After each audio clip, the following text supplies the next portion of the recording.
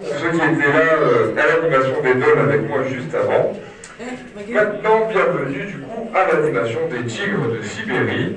Alors je vous préviens tout de suite, ce que je leur donne là c'est un petit goûter.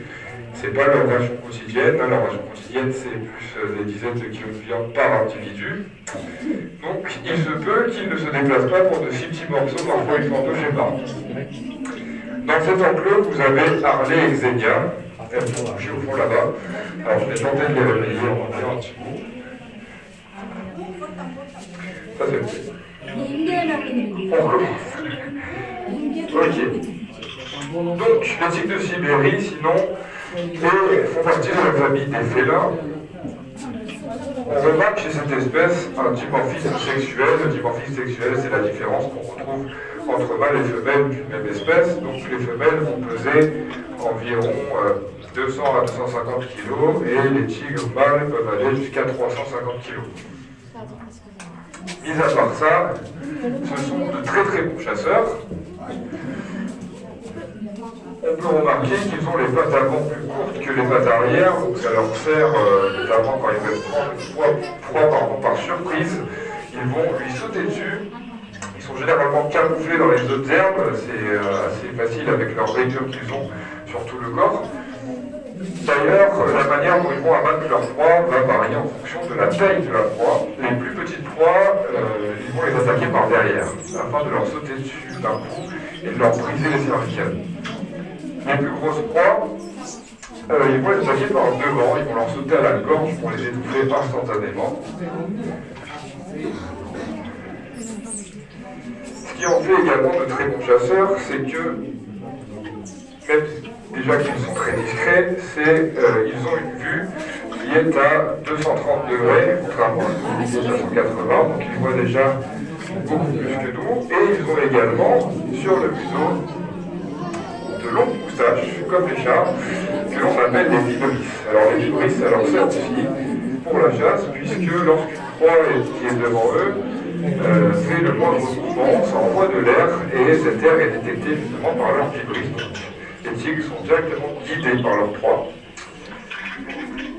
En ce qui concerne la reproduction, le mâle, lui, va faire son affaire, hein, il va s'accoupler avec la femelle, puis il va partir.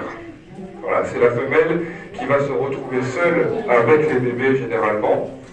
Donc une fois qu'elle est enceinte, elle va chasser, ça va être assez épuisant pour elle. Elle va se débrouiller toute seule, le mâle, lui, fera sa vie de son côté.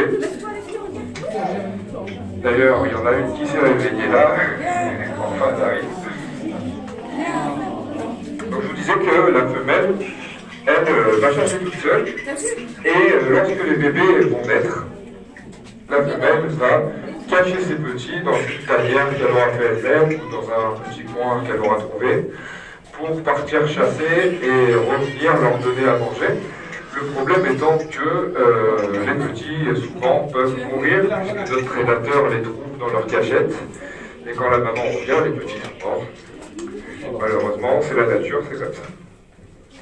Un autre petit point aussi, il faut savoir que, j'entends souvent des gens me dire, vous n'avez pas de tigre blanc.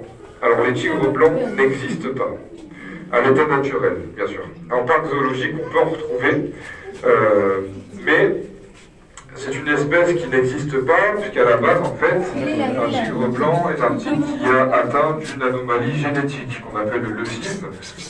Donc la pigmentation de la peau n'est pas la même, et généralement, on a environ une naissance sur 10 000 de tigres blancs. Et la maman, quand elle se rend compte qu'elle a donné naissance à un bébé tigre blanc, elle le tue. Tout simplement parce que dans la nature, un tigre blanc n'a aucune chance de survie. Il ne peut pas se nourrir puisque les proies, il est beaucoup trop visible face à ses proies. La maman le sait très bien généralement, c'est pour ça qu'elle préfère abréger ses souffrances, même s'ils sont petits, pour ne pas le laisser mourir de faim derrière et qu'il meure d'une manière plus atroce. Donc voilà, les tigres blancs n'existent pas. Sinon, malheureusement, comme beaucoup d'espèces aujourd'hui, Enfin, même la plupart, le tigre est fortement menacé. À la base, il faut savoir qu'il y a 9 sous-espèces de tigres. Aujourd'hui, on n'en a plus que 5, donc il y a presque la moitié qui ont disparu déjà. Tout ça, ça s'explique d'une part par la déforestation. Encore une fois, hein, l'homme, il va chercher à faire l'agriculture, production de bois, sylviculture, il va détruire tous ses habitats naturels, donc le tigre va être en mauvaise posture. Ses proies vont être chassées par les braconniers, donc il va avoir du mal à s'ouvrir encore une fois.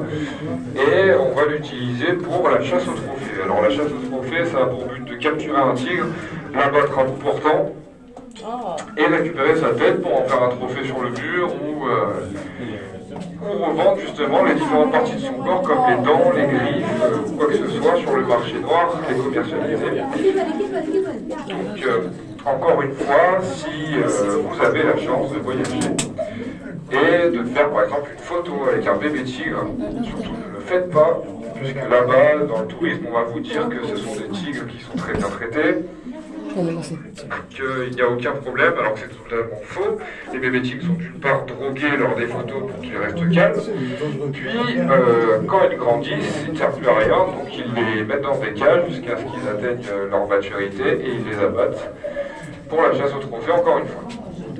Donc faites encore une fois attention si vous voyagez et que vous voulez acheter des produits, notamment des médecines.